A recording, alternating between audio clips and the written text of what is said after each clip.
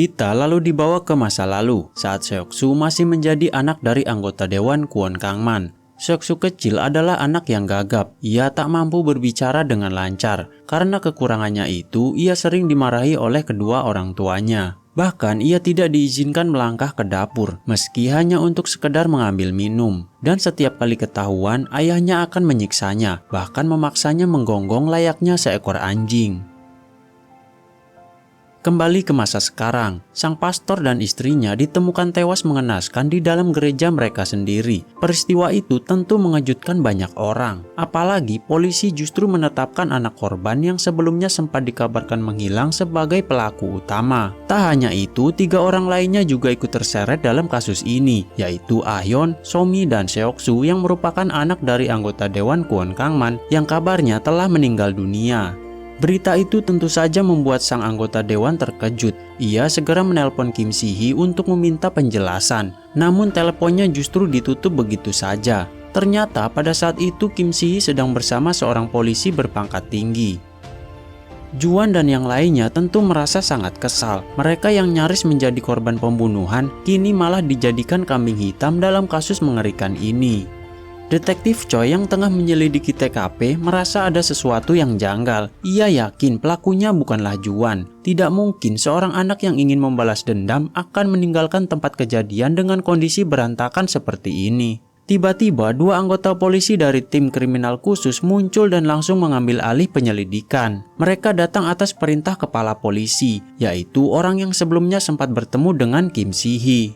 Ternyata Kim Si-hee telah menyogok kepala polisi dengan jumlah uang yang sangat besar untuk merekayasa kasus ini. Namun sang kepala polisi masih kesulitan untuk mengendalikan salah satu anak buahnya, yaitu Detektif Choi. Detektif Choi kemudian mengirim pesan kepada Ah-yeon. Ia yakin bahwa Ah-yeon dan yang lainnya bukanlah pelakunya dan ia berencana untuk membantu mereka. Mendengar hal itu, Seoksu membicarakannya berdua dengan Ah-yeon. Mereka sepakat untuk menyelidiki latar belakang detektif tersebut. Siapa tahu ia memang benar-benar tulus untuk membantu mereka. Malam harinya, Ah-yeon memberanikan diri untuk menemui Detektif Choi. Namun ia tidak berani bertemu secara langsung. Sebagai gantinya, ia hanya meninggalkan sebuah tas berisi data diri mereka, serta rekaman suara dari anggota Dewan Kwon Kangman yang menyatakan keinginannya untuk melakukan recall terhadap Seoksu. Sementara itu, pria bertopi dengan langkah pincang terlihat tengah memperhatikan sebuah brosur pencarian orang. Dari gerak-geriknya, kemungkinan besar pria itu adalah Tae-sik yang ternyata masih hidup.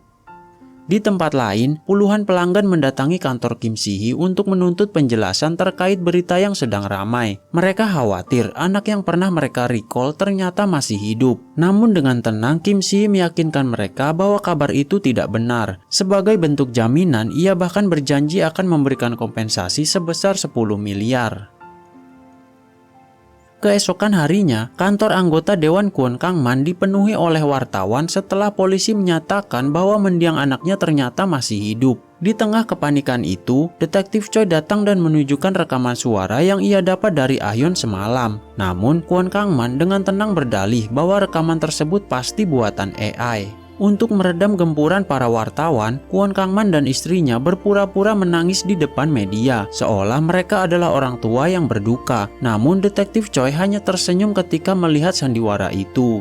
Bahkan Kim Si-hee pun tak kuasa menahan tawa melihat akting anggota dewan tersebut. Tak membuang waktu, ia kemudian memerintahkan Jung Hyun untuk menekan pihak kepolisian agar segera bergerak melacak keberadaan Ah-yeon. Bagi mereka, anak-anak itu harus secepatnya dihabisi. Sementara itu, Detektif Choi kembali memeriksa berkas yang ia dapat dari Ah-yeon. Namun, ada sebuah urusan mendesak yang membuatnya menaruh kembali berkas itu ke dalam laci. Tanpa ia sadari, seorang polisi lain diam-diam memotret dokumen tersebut dan mengirimkannya kepada Jung Hyun. Rupanya, kantor polisi kini sudah sepenuhnya berada di bawah kendali Kim Si-hee. Kemudian, Jung Hyun pergi untuk memastikan persiapan Ah-yeon kecil yang hari itu akan menjalani proses penyuntikan sel janin. Namun ia tidak mengantarnya secara langsung karena masih memiliki urusan lain yang harus diselesaikan. Sementara itu, Detektif Choi diam-diam membuntuti anggota Dewan Kwon Kangman. Dari kejauhan, ia melihat sang anggota dewan bertemu dengan sekelompok pembunuh bayaran untuk mencari keberadaan Seoksu. Di tempat lain, Ah-hyun berpamitan kepada adik-adiknya untuk pergi sebentar. Namun tanpa mereka sadari, seseorang sudah mengintai mereka dari kejauhan. Orang itu adalah anak buah para pembunuh bayaran tadi. Setelah memastikan lokasinya, mereka langsung bergerak cepat untuk menyerang tempat tersebut. Dari kejauhan, Detektif Choi kembali membuntuti rombongan itu. Ah-hyun kecil yang saat itu sedang dalam perjalanan tiba-tiba dicegat oleh Ah-hyun. Rupanya sebelumnya Ah-hyun kecil sudah diam-diam menghubungi Ah-hyun untuk meminta bantuan. Tanpa ragu, Ah-hyun merampas mobil tersebut dan membawa Ah-hyun kecil pergi bersamanya. Ah-hyun kecil tak pernah menyangka bahwa ia benar-benar akan diselamatkan. Rasa haru bercampur sedih menyelimuti hatinya ketika menyadari bahwa ibunya sendiri tega melakukan hal sekejam itu kepadanya. Tiba-tiba, Detektif Choi mengirimkan pesan bahwa lokasi persembunyian Ah-hyun telah terbongkar. Saat ini, anggota Dewan Kwon Kangman bersama para pembunuh bayaran sedang menuju ke sana. Tanpa membuang waktu, Ah-hyun segera menghubungi Seok-su, memintanya agar mereka segera meninggalkan tempat itu sekarang juga. Di tempat lain, Kim Si-hee menerima laporan bahwa Ah-hyun kecil telah diculik. Ia segera memerintahkan anak buahnya untuk menemukan mereka secepat mungkin. Jika benar diculik, Ah-hyun kecil harus dibawa kembali hidup-hidup. Namun jika terbukti ia bersekongkol dengan si penculik, maka mereka harus menghabisinya juga. Jung Hyun segera bergegas membuntuti mobil Detektif Choi. Saat jaraknya cukup dekat, ia langsung menekan sebuah tombol yang seketika ledakan dahsyat menghancurkan mobil yang dikendarai oleh Detektif Choi. Ah-hyun yang tengah berkomunikasi dengan sang detektif pun langsung kehilangan kontak.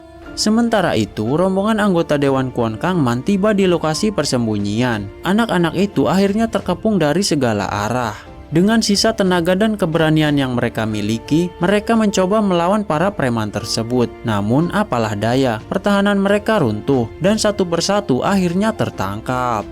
Setelah itu, anggota Dewan Kwon Kangman akhirnya masuk. Dengan nada penuh ancaman, ia memerintahkan Seok-su menggonggong untuk yang terakhir kalinya. Jika tidak, ia akan membuat Seok-su menyaksikan kematian adik-adiknya di depan matanya. Seok-su tak punya pilihan lain. Dengan hati hancur, ia menuruti perintah itu dan menggonggong layaknya seekor anjing. Namun kemudian ia memohon agar sang dewan membunuh dirinya saja dan membiarkan adik-adiknya untuk pergi. Sang dewan pun menuruti permintaan itu. Ia melepaskan ikatan Seok-su dan menyerahkan sebuah pisau dan memaksanya untuk mengakhiri hidupnya sendiri. Namun adik-adiknya tentu saja tak menerima kenyataan itu. Dengan air mata yang tak terbendung, mereka memilih untuk mati bersama daripada kehilangan satu sama lain. Namun Seok-su dengan cepat bergerak dan menyandra sang dewan, kemudian memaksa mereka untuk melepaskan adik-adiknya. Di saat yang sama, tembakan mendadak meletus. Jung Hyun yang ternyata sudah berada di sana langsung menembak Seok-su tanpa ragu. Bahkan sang dewan sendiri tak luput menjadi sasaran pelurunya. Melihat sang dewan tewas, para preman bayaran itu menjadi panik dan memilih kabur meninggalkan tempat itu. Tak lama kemudian, Ah-hyun datang bersama Ah-hyun kecil. Ia tak kuasa menahan tangis mendapati Seok-su yang sedang sekarat dan akhirnya menghembuskan nafas terakhirnya. Sementara itu, para preman mulai menumpahkan bensin di sekeliling tempat itu. Jung Hyun menatap tajam ke arah Ah-hyun kecil, lalu mengunci mereka semua di dalam gudang. Tanpa ragu, ia menyalakan api, dan dalam hitungan detik, kobaran merah mulai melahap bangunan tersebut. Episode ke-6 pun selesai. Jangan lewatkan episode selanjutnya hanya di RTS Cinema.